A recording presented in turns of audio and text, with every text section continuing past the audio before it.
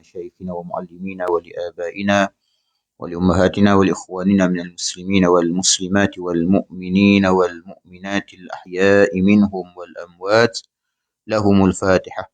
أعوذ بالله من الشيطان الرجيم. بسم الله الرحمن الرحيم. الحمد لله رب العالمين الرحمن الرحيم مالك يوم الدين إياك نعبد وإياك نستعين اهدنا الصراط المستقيم صراط الذين أنعمت عليهم غير المغضوب عليهم ولا الضالين آمين. بسم الله والحمد لله والصلاة والسلام على سيدنا وحبيبنا وشفيعنا رسول الله محمد بن عبد الله وعلى آله وصحبه ومن تبعه ووله. اللهم افتح علينا حكمتك وانشر علينا من خزائن رحمتك يا أرحم الراحمين. اللهم علمنا ما ينفعنا وانفعنا بما علمتنا وزدنا علما. سبحانك لا علم لنا إلا ما علمتنا إنك أنت العليم الحكيم. ولا حول ولا قوة إلا بالله العلي العظيم. لا إله إلا الله محمد رسول الله في كل لمحة ونفس عدد ما وسعه علم الله. Tuan-tuan dan puan-puan yang dirahmati lagi dimuliakan oleh Allah Subhanahu wa taala sekalian. Alhamdulillah, thumma alhamdulillah. Kita bersyukur kepada Allah Subhanahu wa taala pada hari yang penuh dengan barakah ini. Kita diberi peluang dan kesempatan oleh Allah Subhanahu wa taala untuk bertemu bagi kita meneruskan perbincangan kita daripada kitab Al-Arba'in fi Usuluddin karangan Al-Imam Hujjatul Islam Abi Hamid Al-Ghazali rahmatullahi alaihi rahmatan wasi'ah wa nafa'ana Allahu bihi wa bi'ulumihi fid darain. Dan sudah lama juga kita tidak bersua dan bertatap muka, dan alhamdulillah diberikan perkenan oleh Allah Subhanahu wa taala untuk kita bertemu.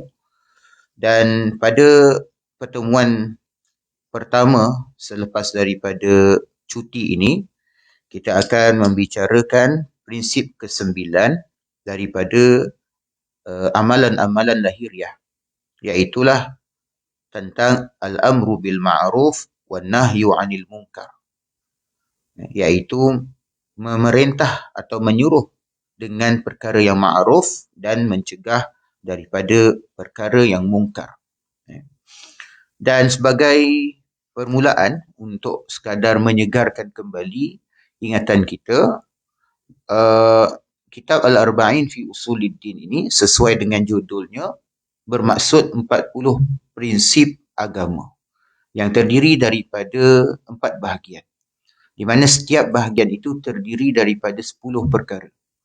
Bahagian pertama berkaitan dengan ilmu, yang lebih tepat lagi berbicara tentang akidah, tentang ketuhanan, tentang kenabian, tentang alam akhirat. Kemudian bahagian kedua membicarakan 10 perkara berkaitan dengan amal-amal lahiriah seperti solat, zakat dan sedekah, haji, puasa dan seumpamanya. Termasuklah juga topik yang nak kita bincangkan hari ini, iaitu al-amru bil ma'ruf wan nahyu 'anil munkar. 10 perkara. Kemudian bahagian kedua membicarakan tentang sifat-sifat yang tercela, al-akhlaq ar-razilah ataupun al-akhlaq al-mazmumah yang perlu kita bersihkan daripada hati kita, seperti tamak, seperti sombong, hasad dengki dan seumpamanya. Dan kemudian 10 perkara yang terakhir, bahagian yang keempat membicarakan tentang sifat-sifat yang terpuji, al-akhlaq al-mahmudah, yang harus kita hias dalam diri kita. Sehingga dengan keempat-empat bahagian tersebut terbentuklah watak seorang Muslim yang sesungguhnya. Baik, kita masuk kepada topik, iaitu prinsip ke-9, al-amru bil ma'ruf wan nahyu 'anil munkar. Al-Imam Al-Ghazali rahmatullah alaih menjadikan al-amru bil ma'ruf wan nahyu 'anil munkar ini sebagai salah satu bahagian penting daripada prinsip-prinsip agama. Kerana dengan berlakunya amar ma'ruf dan nahi munkar, maka akan wujudlah kehidupan yang Islami yang sesungguhnya, dan juga kehidupan yang bertepatan dengan kehendak dan tuntutan Allah Subhanahu Wa Taala daripada kita. Di sini Imam Al-Ghazali memulakan dengan memetik beberapa firman Allah Subhanahu Wa Taala. Antara lain Allah Subhanahu Wa Taala berfirman, "Waltakum minkum ummatun yad'una ilal khairi wa ya'muruna bil ma'ruf wa yanhauna 'anil munkar wa ulaika humul muflihun." Surah Ali Imran ayat 104. Yang bermaksud, dan hendaklah ada di antara kamu segolongan umat yang menyeru kepada kebajikan, menyuruh kepada yang ma'ruf dan mencegah dari yang mungkar. Merekalah orang-orang yang beruntung, orang-orang yang berjaya.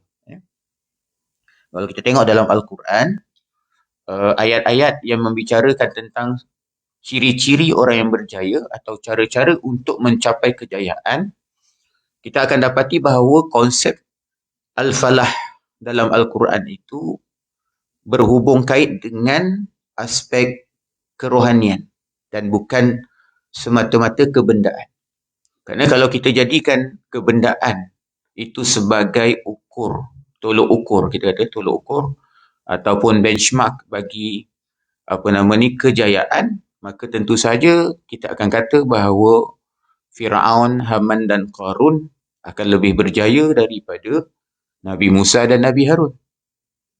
Firaun membina piramid yang hebat pada zamannya, yang tidak ada di tempat lain. Yang Allah Ta'ala sifatkan apa? Wa Fir'aun zil autad.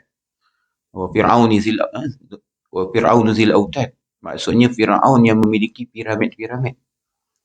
Yang nak bina piramid ni pula membabitkan jutaan jiwa manusia yang terkorban di bawah bongkah-bongkah batu piramid tersebut. Mungkin puluhan, bahkan ratusan, bahkan mungkin jutaan jiwa terkorban di bawah bongkah-bongkah batu, yang sebenarnya piramid itu bukanlah binaan apa pun, hanya sekadar kubur untuk seorang Firaun. Piramid itu sebenarnya kubur untuk seorang Firaun, makam dia. Dan batu tu diambil bukannya daripada kawasan dekat, kawasan yang amat jauh, ratusan batu daripada, kalau sekarang ni kalau kat Mesir tu ada beberapa tempat piramid yang masyhurnya di Giza, tak jauh daripada Kahirah. Kat situ ada 3 piramid. Saya pernah menyaksikan sendirilah dengan mata kepala saya macam mana piramid tu. Bongkah-bongkah batu tu sangat besar. Dan kita dihalang untuk panjat naik ke atas. Dan ada ruang, ada peluang untuk kita masuk. Cuma saya tak ambil peluang untuk masuk lah. Dalam tu hanya kubur. Kubur untuk Firaun. Batu tu yang tak tahu berapa jumlahnya, ditarik daripada, saya tak ingat tempat dia, tapi ratusan batu daripada, batu besar daripada tu ditarik. Bukan pakai sungai. Ditarik dengan menggunakan kudrat manusia, teknologi zaman tu. Dan macam mana pula nak naikkan ke atas tu? Sampai dia terbentuk exactly macam yang kita saksikan hari ini. Dan masih utuh sehingga hari ini setelah dalam usianya sekitar 3 ke 4 ribu tahun. Cuba bayangkan. Tapi korban jiwa di bawahnya itu pun terlalu banyak. Jadi piramid itu hanya kubur untuk seorang manusia dan lambang bagi penindasan sesama manusia. Lambang bagi seorang makhluk yang mendakwa dirinya sebagai Tuhan. Firaun tu mendakwa dirinya apa? Dalam Quran Allah Ta'ala kata, Ana rabbukumul a'la. Firaun dakwa, aku adalah Tuhan kamu paling tinggi. Maka dia merasa sewenang-wenangnya boleh menindas dan memaksa orang lain untuk mengikut kehendak dia. Itu Firaun. Kalau kita nak jadikan ukuran kejayaan tu kebendaan, maka Qarun tu lebih kaya berbanding dengan Nabi Musa dan Nabi Harun. Nabi Musa ke mana-mana bawa tongkat saja. Nak lawan Firaun pun dengan tongkat. Firaun dengan segala bala tenteranya yang hebat. Cuba bayangkan. Tapi akhirnya Qarun tu ditenggelam oleh hartanya. Kalau kita nak jadikan kebendaan itu sebagai ukuran kejayaan, maka kaum Ad akan dikatakan lebih berjaya daripada Nabi Hud. Kerana kaum Ad ni disebutkan iramazatil imad. Iramazatil imad maksudnya kota Iram yang merupakan tempat tinggal kaum Ad terdapat bangunan-bangunan tinggi yang terbuat daripada tiang-tiang yang hebat. Dan kaum Ad ni diceritakan memiliki tubuh badan yang hebat, perkasa, besar. Jadi kita boleh bayangkan kehebatan bangunan di zaman itu. Tapi akhirnya ditenggelami oleh pasir. Dah tak nampak dah hari ni. Di sekitar kawasan Hadramaut. Itu adalah tempat di mana kaum Ad tinggal. Dekat Al-Ahqaf. Sekitar itulah. Di Yaman hari ni, Hadramaut. Dan banyak lagi contoh-contoh lain. Contoh Allah Ta'ala sifatkan kaum Samud. وَثَمُودَ الَّذِينَ جَابُوا الصَّخْرَ بِالْوَادِ. Kaum Samud yang mempunyai suatu kemahiran teknologi, kekuatan untuk menebuk bukit-bukit di lembah-lembah dijadikan tempat tinggal, penempatan. Luar biasa. Dan sampai hari ini kita masih boleh lihat. Kita pergi sebelah utara Saudi tu, ada tempat dipanggil Madain Saleh. Madain Saleh ni maknanya kota tempat tinggal Nabi Saleh. Nabi Saleh diutuskan kepada kaum Samud. Kemudian di utara sikit, dekat Jordan ada Petra. Petra yang bukit di celah-celah tu bagaimana dia ukir batu-batu, dia tebuk dan dia ukir batu-batu tu begitu hebat dengan teknologi yang ada pada zaman tu. Itu adalah tanda-tanda tamadun material. Tapi kalau kita tengok dalam Al-Quran, bila sebut tentang kejayaan, Allah Ta'ala yang selalu kita dengar dalam azan, hayya 'alal falah, marilah menuju kejayaan. Cuba kita lihat dalam Al-Quran sebut apa.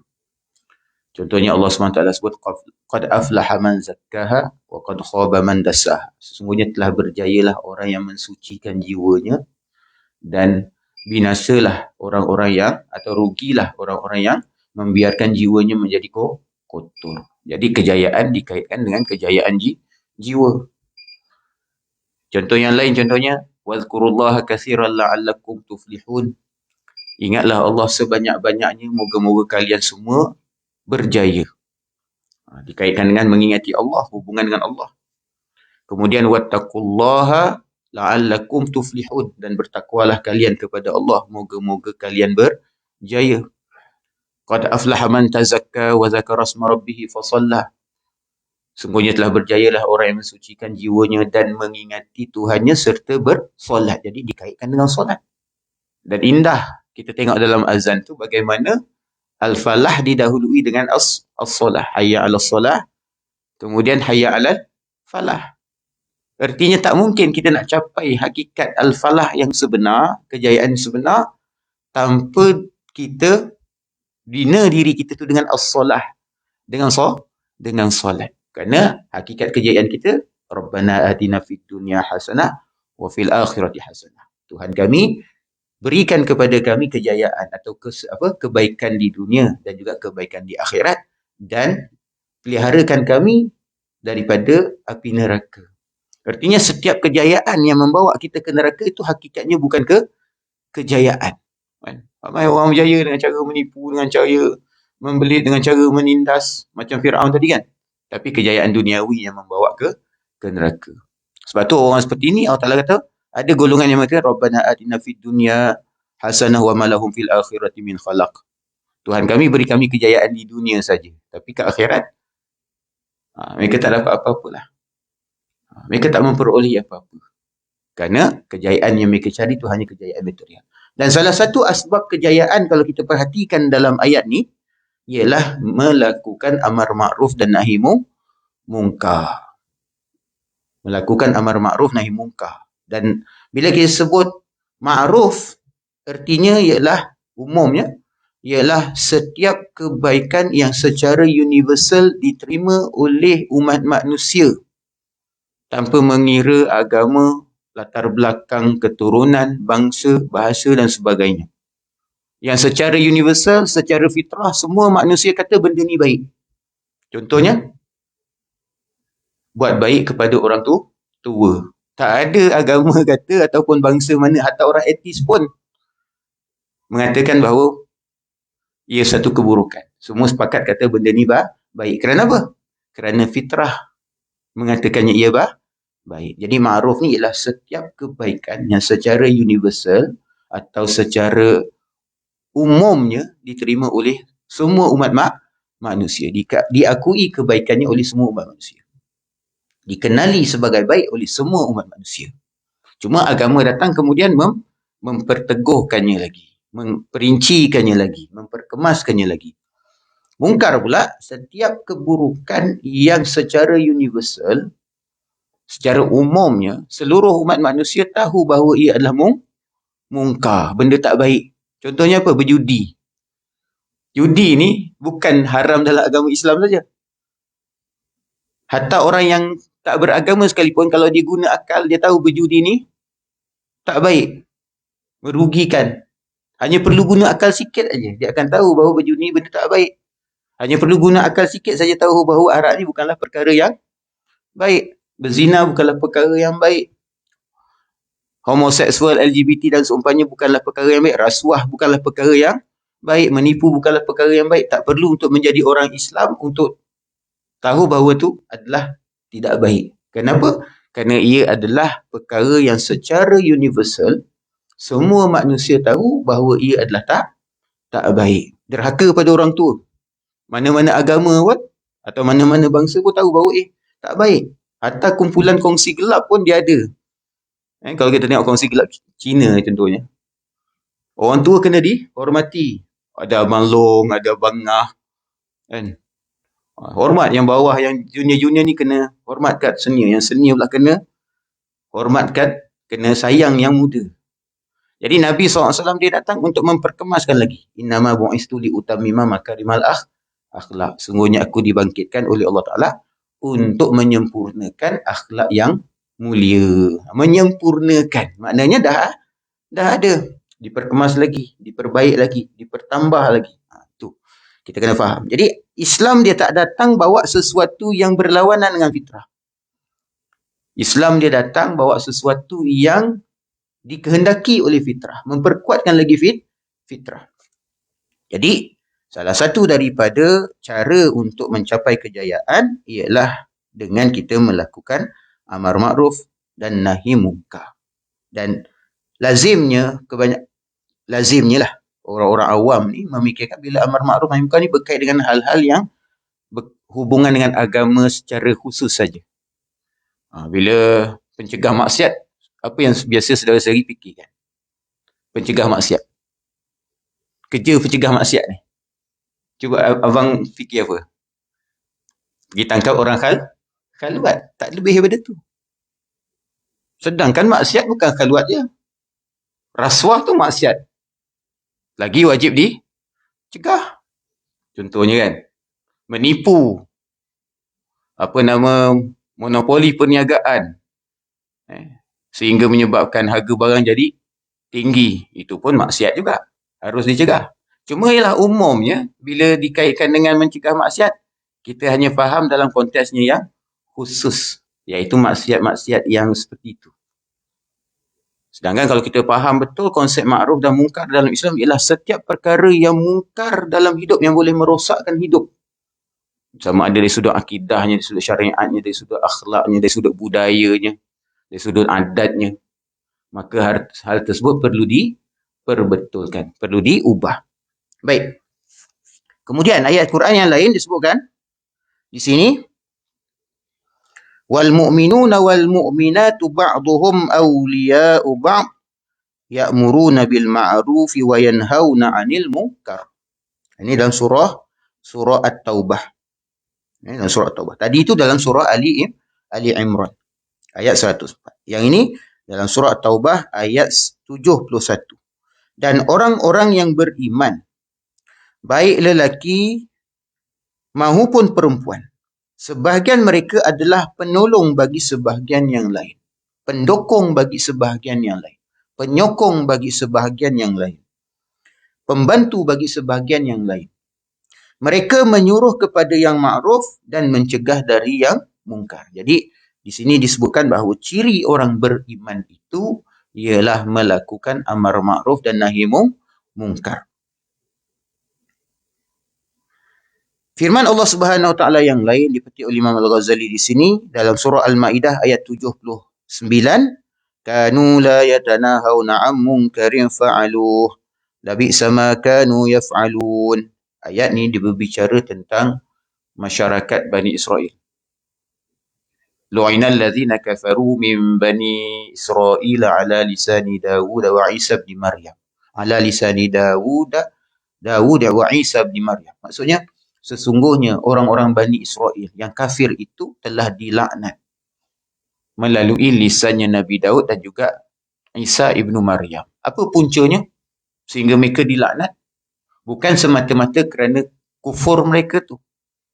Tapi ada satu lagi perbuatan yang mereka kerjakan yang menyebabkan mereka layak untuk dilaknat oleh Allah Subhanahu Taala melalui lisannya Nabi Daud dan juga Nabi Isa alaihi salam, iaitulah kanu la yatanahawna 'an munkarin fa'aluh. Mereka itu, iaitu Bani Israel, satu sama lain selalu tidak melarang tindakan mungkar yang mereka perbuat. Labi'sa ma kanu yaf'alun. Sesungguhnya amat buruklah apa yang selalu mereka perbuat itu. Maknanya, mereka membiarkan perkara mungkar itu berjalan dalam masyarakat, bermaharaja lela dalam masyarakat tanpa dicegah, tanpa diubah, tanpa ditegur, dinasihatkan, tanpa diperingatkan dan diancam. Ini maksudnya membiarkan. Bila dah membiarkan, akhirnya dia jadi membudaya. Dia jadi apa? Jadi normalisasi. Ini yang kita kenal hari ni apa dipanggil normalisasi dosa. Normalization ni maksudnya apa? Perkara tu akhirnya jadi biasa. Jadi biasa. Biasalah tu. Dia jadi perkataan. Biasalah tu.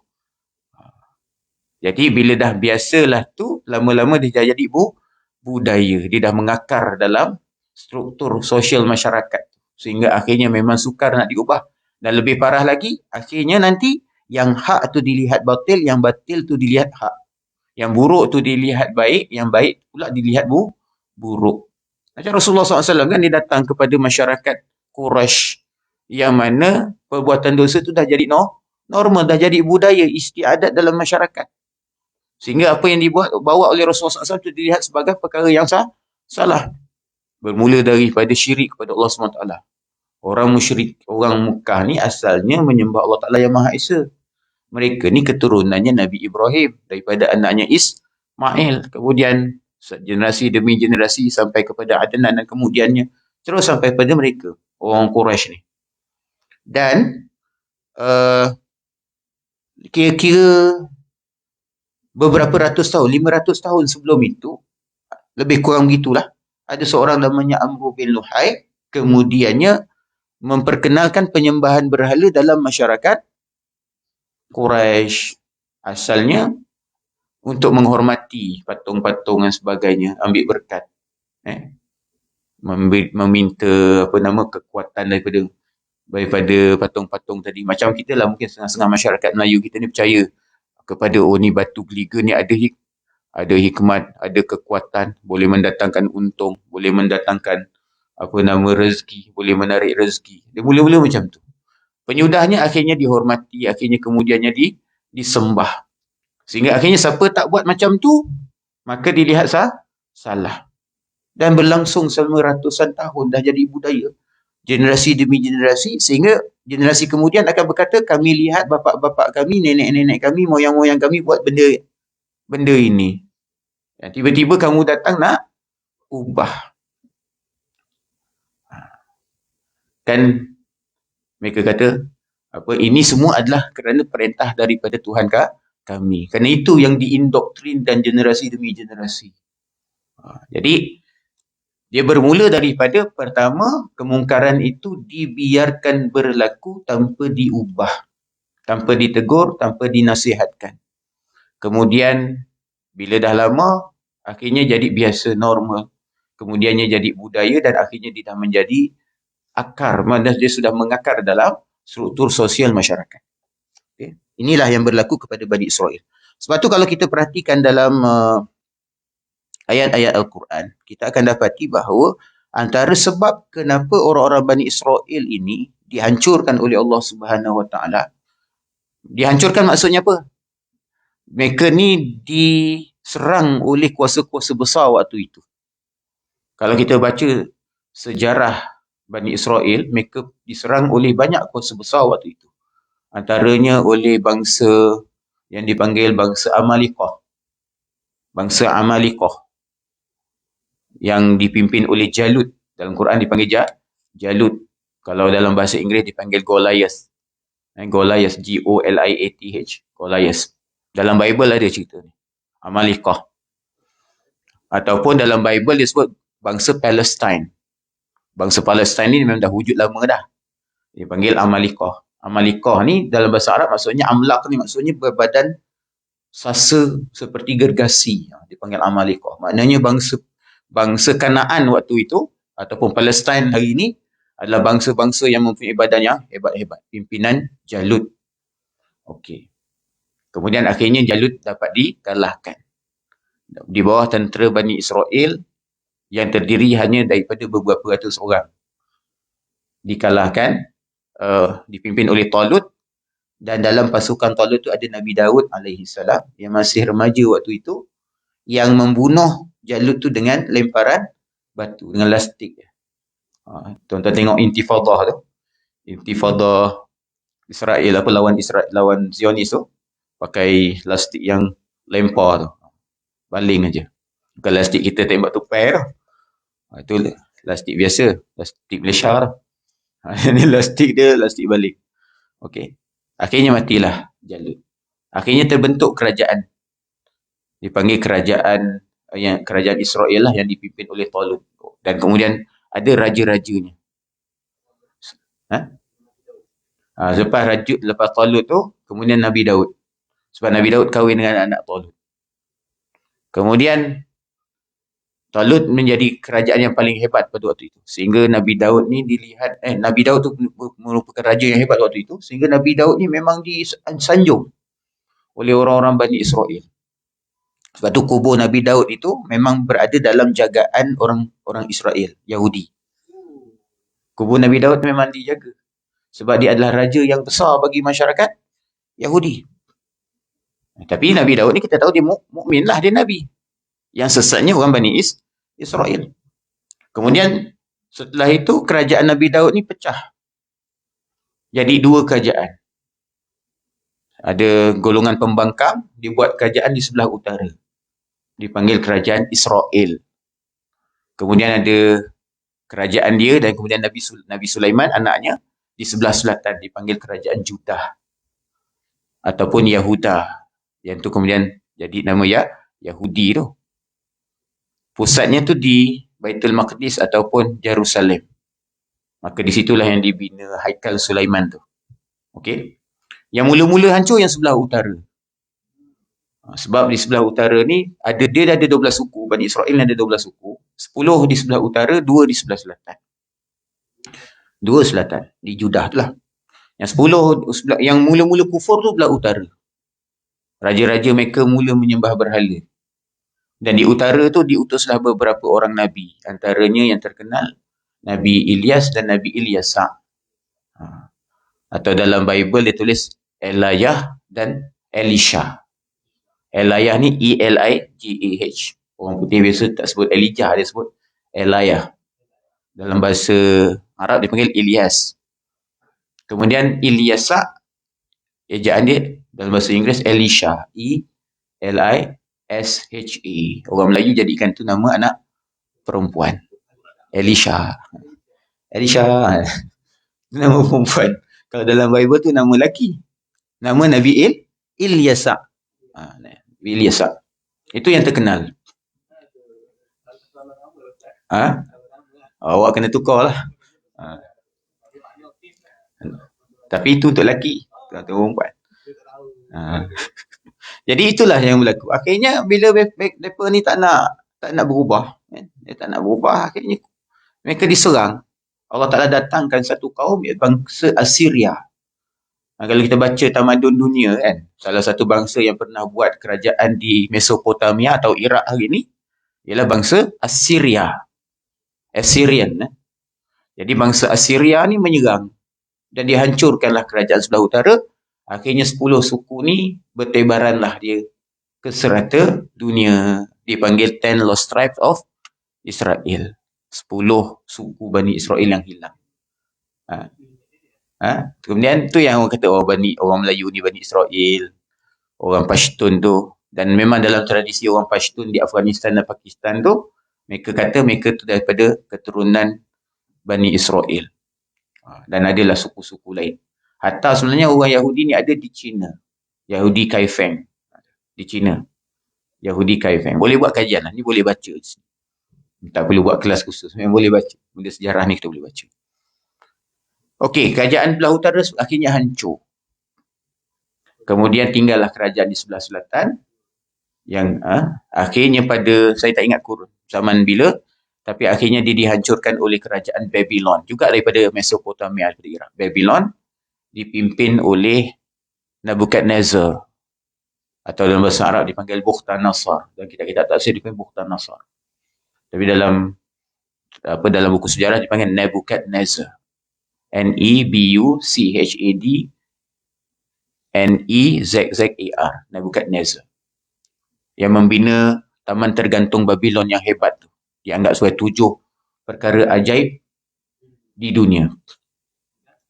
Dipanggil Taman Tergantung. Bukan bangunan tu tergantung, tapi taman tu pokok-pokok nampak macam tergantung. Macam cantik lah. Kita pun tak tahu macam mana dialihkan air sungai Dajlah, air sungai Euphrates tu naik ke atas. Macam mana teknologi waktu tu. Sehingga nampak indah bangunan tu. Sekarang dah tak wujud dah. Tak nampak dah. Bekas-bekas tu je tinggal. Baik, dia diserang lah. Akhirnya orang Bani Israel ni ditawan. Rumah ibadat yang dibina oleh Nabi Sulaiman tu dihancurkan. Kitab Taurat dihancurkan. Dah tak ada dah. Kitab Taurat asal dah tak ada. Hancur. Sebab kitab Taurat asal disimpan dalam rumah ibadat tu. Hancur. Dan mereka ditawan dalam tempoh 100 tahun. Itu yang dalam Quran ada cerita tentang seorang lelaki dalam surah Al-Baqarah tu. Yang dia berjalan ke sebuah kota yang sudah dihancurkan. Lalu ditanya, bagaimana Allah SWT dapat hidupkan kembali orang-orang yang kota yang hancurkan, kota yang hancur dan orang yang dah mati ni. Lalu dia ditidurkan di area dalam tempoh 100 tahun. Itu cerita dia. Sebenarnya. Lalu dia mati, tengok-tengok dah berubah. Tu suruh tengok himar dia, keldai dia tu. Tu tengok balik dalam tafsir. Dikatakan bahawa itu adalah Uzair. Wallahu ta'ala a'lam. Dan Uzair ni dikatakan bahawa dia menghafal kitab Taurat. Kerana kitab Taurat tu dah hancur, maka kitab Taurat tu dihafal dan ditulis kembali berdasarkan ingatan dia. Wallahu ta'ala a'lam. Jadi Bani Israel ni dia hidup dalam buangan, dalam tawanan 100 tahun di Iraq, di Babylon. Sampailah kemudian kerajaan Babylon ni hancur, dikalahkan pula oleh Cyrus daripada kerajaan Parsi, Empire Achaemenian. Raja pertama dia Cyrus the Great. Type Google ya.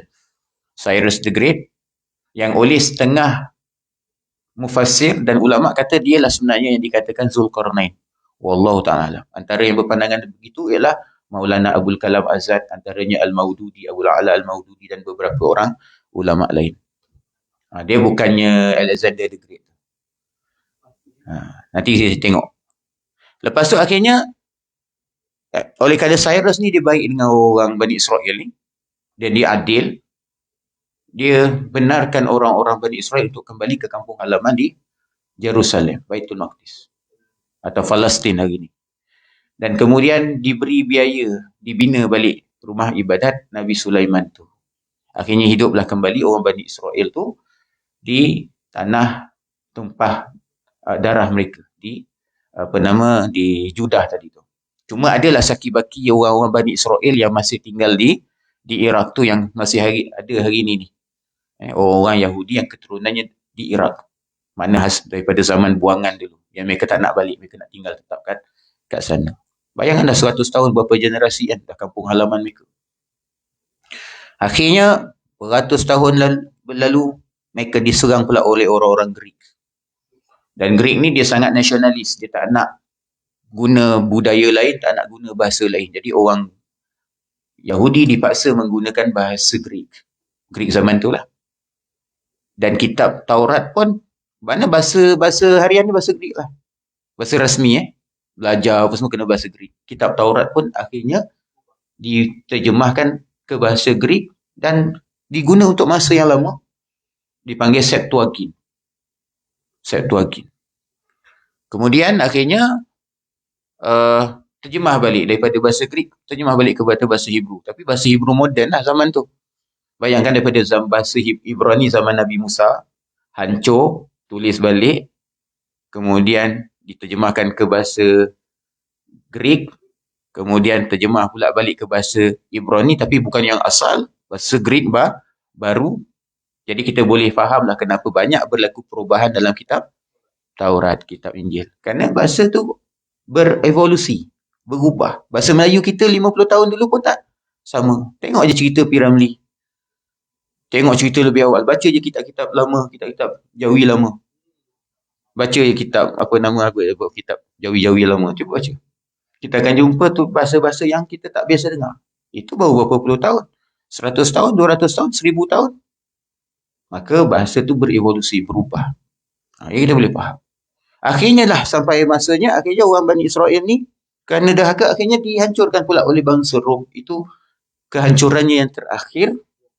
Bangsa Rom yang menyebabkan akhirnya kerajaan mereka betul-betul hancur dan mereka tak ada negara. Itu yang mereka pergi ke Arab, ke Madinah, ke Yaman.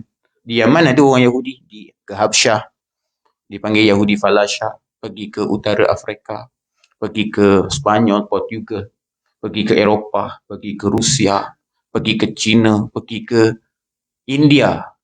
Di India ada kelompok Yahudi. Ada sinagog Yahudi. Even ke Afghanistan pun ada. Kata di tanah Melayu, Allah Ta'ala. Tapi ada kubur Yahudi di Penang. Ada kubur. Tapi itu mungkin zaman lebih lewat lagi lah. Tapi nak ceritanya, bila dah tak ada tanah air tu, akhirnya mereka tersebar. Itu yang akhirnya wujud gerakan Zionis oleh Theodor Herzl, nak menubuhkan kerajaan bagi umat Yahudi. Dipanggil gerakan Zionisme. Gerakan Zionis.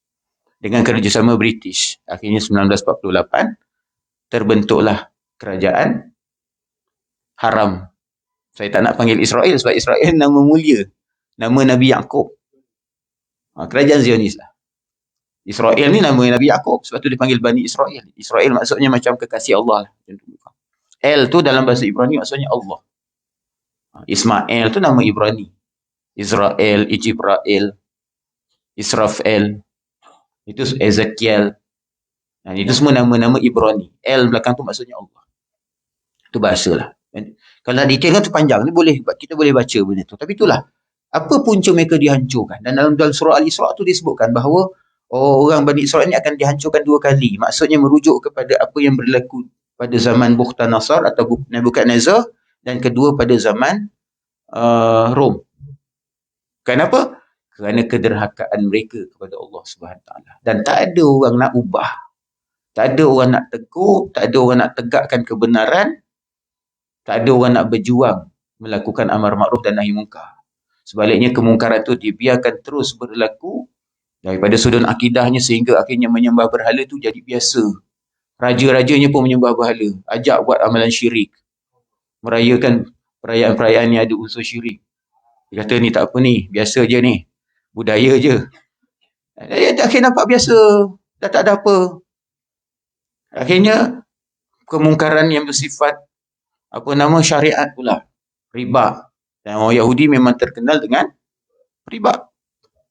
Riba, menindas. Kemudian kemungkaran-kemungkaran yang lain. Kitab-kitab suci itu diubah. Tak ada ulama' yang tegur. Akhirnya Allah SWT kata, lu'inal ladzina kafaru min Bani Israel. Allah Ta'ala laknat orang Bani Israel yang kafir tadi. Kerana apa? Kita baca sejarah, itulah antara puncanya. Bila ada Nabi-Nabi diutuskan, bila ada ulama' menegur, mereka marah dan mereka bunuh para Nabi. Itulah dahsyatnya orang Bani Israel. Kalau dia bunuh orang Islam ni, biasa sangatlah. Ini Nabi-Nabi dia bunuh saja. Bukannya nak bunuh saja, dia bunuh. Dalam kitab Bible tu saya ada disebut. Ketika zaman Nabi Ilyas diutuskan. Zaman tu ada ratusan Nabi. Nabi Ilyas tu Rasul. Zaman-zaman tu kalau Nabi ni banyak. Sekali utus tu banyak Nabi. Kadang ratusan. Satu zaman tu kadang ratus Nabi. Ada 500 Nabi telah dibunuh oleh permaisuri raja waktu itu. Nama dia Jezebel. Nama permaisuri itu Jezebel. Orang kata nama Jezebel, Jezebel itu nama permaisuri musyrik yang kahwin dengan Raja Bani Israel. Kerana sayangkan isteri inilah kemudian Raja Bani Israel itu jadi kafir. Menyembah berhala juga. Sebab dia ni menyembah berhala, permaisuri ni memang keturunan Raja kafir. Dia kahwin dengan Raja Bani Israel, akhirnya jadi kafir kerana sayangkan isterinya yang kafir. Dan sangat fanatik dengan agama dia. Dia bunuh ratusan Nabi. Disebutkan dalam 500 Nabi. Itu yang datang Nabi Ilyas tu, Allah Ta'ala utuskan. Akhirnya, Nabi Ilyas pun nak dibunuh. Allah Ta'ala selamatkan. Diganti pula dengan Nabi Ilyas. Sebab dalam Quran Allah Ta'ala sebut orang Bani Israel ini membunuh para Nabi dan membunuh orang-orang yang nak menegakkan keadilan. Kenapa? Kerana bagi mereka dah pegang teguh dengan kebatilan tu. Bagi mereka itulah kebenaran yang mereka pegang. Hati mereka dah keras. Puncanya apa? Bermula daripada orang yang bila nampak kemungkaran, dia diamkan. Dia takutlah nak beritahu. Tak boleh nak nasihat. Berbahaya. Berbahaya untuk kita, untuk masyarakat tu secara umum. Baik. Abu Bakar As-Siddiq radhiyallahu an berkata dalam satu khutbahnya, dia kata, wahai manusia, dia kata, ayuhan nas innakum taqra'una hadhil ayah wa tata'awwalunaha ala khilafi ta'wiliha. Wahai sekalian manusia, sesungguhnya kamu telah membaca ayat ini, tetapi kamu mentafsirkannya dengan tafsir yang berlawanan dengan yang sebenarnya. Terjemahan kat situ ada silap. Itu terjemahan tu dia tulis apa? Dia kata tafsir yang berbeza-beza. Bukan. Ala khilafi ta'wiliha maknanya takwilan kamu atau taksiran kamu tu berbeza daripada yang sepatutnya. Patutnya taksirnya begini, tapi kamu taksirkan begini. Ala khilafiha. Apa ayat tu? Allah SWT berfirman, ya ayyuhallazina amanu alaikum anfusakum la yadurrukum man dhalla idza tadaitum. Surah Al-Maidah ayat 105. Wahai orang-orang yang beriman, jagalah dirimu. Tiadalah orang yang sesat itu akan memberi mudarat kepadamu apabila kamu telah mendapat petunjuk. Baik, apa sebenarnya tafsir bagi ayat ini yang didengar sendiri oleh Sayyidina Abu Bakar As-Siddiq radhiyallahu anhu daripada Rasulullah sallallahu alaihi wasallam. Maknanya ayat ni ayat Quran ni ditafsirkan sendiri oleh Rasulullah SAW. Rasulullah sendiri yang lebih faham ayat Quran tu.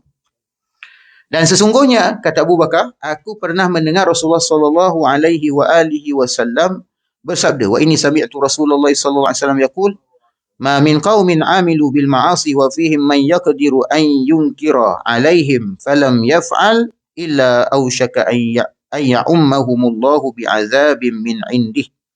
Hadis ni riwayat Ashabus Sunan. Maknanya Bukhari, Muslim, Abi Daud, Ibni Majah, Tirmizi, Nasa'i, Ibni Majah, itu semua meriwayatkan hadis ini. Begitu juga kata Imam Tirmizi, hadis ni ialah hasan sahih. Apa maksud dia? Dan sesungguhnya aku pernah mendengar Rasulullah sallallahu alaihi wasallam bersabda, apabila ada segolongan orang dari suatu kaum yang berbuat kemaksiatan, sementara di antara mereka ada orang yang mampu mencegah mereka. Sama ada kalau dalam hadis lain, makna melalui tangannya atau kuasanya, melalui otoriti yang dia ada, ataupun melalui lisannya. Lisan itu maksud tulisan, maksudnya peranan para ulama untuk menegur, menasihati. Paling tidak kita benci dengan maksiat tu kan. Tapi mana di tengah masyarakat tu ada orang boleh ubah, ada orang boleh cegah. Tetapi dia tidak melakukannya. Dia membiarkannya. Biarlah. Biasalah ni, dah puluh tahun dah ni. Dah puluh tahun dah buat benda ni. Kalau ubah kan jadi susah pula hubungan nanti. Jadi payah pula. Contohnya kan, contoh. Ni kat Zimbabwe contohnya. Zimbabwe ada rasuah dia. Tak apalah, dah biasalah, teruk lah ni. Akhirnya duit Zimbabwe pun teruk. Nak beli telur pun bawa bakul duit. Ada punca tu lah. Kerana dia kata dah biasalah ni. Tengok apa yang jadi dekat Sri Lanka. Biasalah ni. Biarlah. Kita pun makan ni dengan macam mana. Susah ni.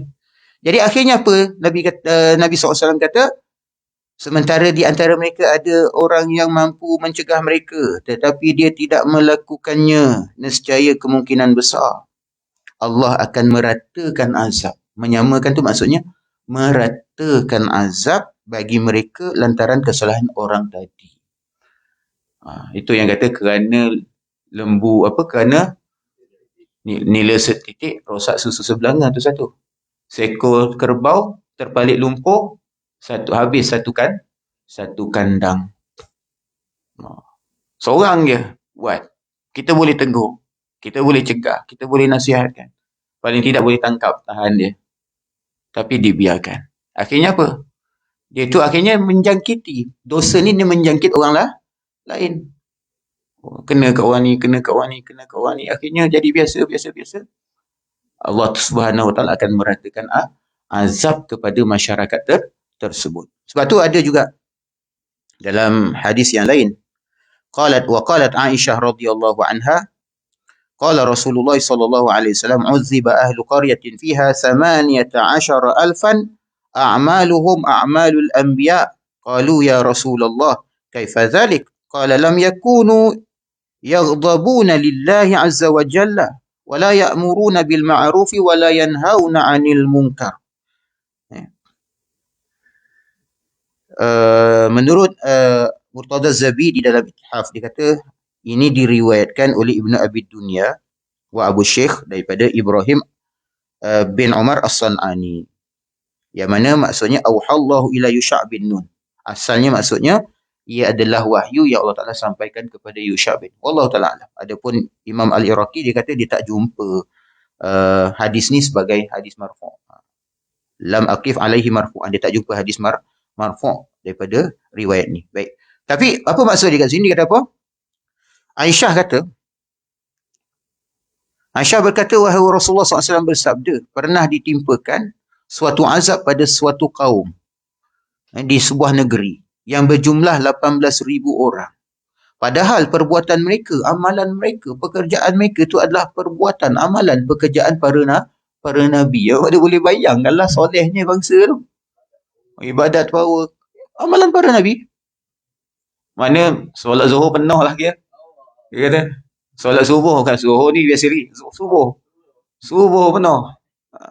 Kalau dia ajak sembahyang tahajud berjemaah pun penuh. Nak katanya, amalan individual itu hebat. Tetapi, dia kata di sini, para sahabat bertanya, wahai Rasulullah, macam mana hal itu boleh berlaku? Mengapa hal itu boleh berlaku? Tak terfikir dia sahabat, cannot brain, kata dia. Macam mana satu bangsa yang ahli ibadat, amalan para nabi tapi dihancurkan oleh Allah Subhanahu Wa Taala? Maka baginda menjawab, mereka tidak marah kerana Allah. Marah ni ada marah kerana Allah, marah ikut syaitan, ikut nafsu, itu yang tercela. Tapi marah kerana menyatakan yang hak, menegakkan yang hak, melawan kemungkaran kerana Allah, itu marah yang terpuji. Mereka tidak marah kerana Allah Subhanahu Wa Taala tidak menyeru kepada yang ma'ruf dan tidak mencegah perbuatan yang mungkar. Jadi kesimpulannya disebut sini, setiap orang yang melihat perbuatan mungkar namun ia tidak mencegah dan hanya membiarkannya, maka dia dikira termasuk di dalamnya. Maknanya kerana dia termasuk orang yang menyumbang saham kepada berlakunya kemungkaran tersebut. Baik, insya-Allah sekadar itu saja. Kita sambung dalam pertemuan yang lain insya-Allah. A'udzubillahi minasyaitonirrajim. Bismillahirrahmanirrahim. Alhamdulillahirabbil alamin. Wassalatu wassalamu ala asyrafil anbiya'i wal mursalin sayyidina wa maulana Muhammad wa ala alihi washabbihi ajma'in. اللهم حبب إلينا الإيمان وزينه في قلوبنا وكره إلينا الكفر والفسوق والعصيان واجعلنا من الراشدين. سبحانك اللهم وبحمدك أشهد أن لا إله إلا أنت أستغفرك وأتوب إليك. والعصر إن الإنسان لفي خسر إلا الذين آمنوا وعملوا الصالحات وتواصوا بالحق وتواصوا بالصبر. وبالله التوفيق والهداية والسلام عليكم ورحمة الله وبركاته.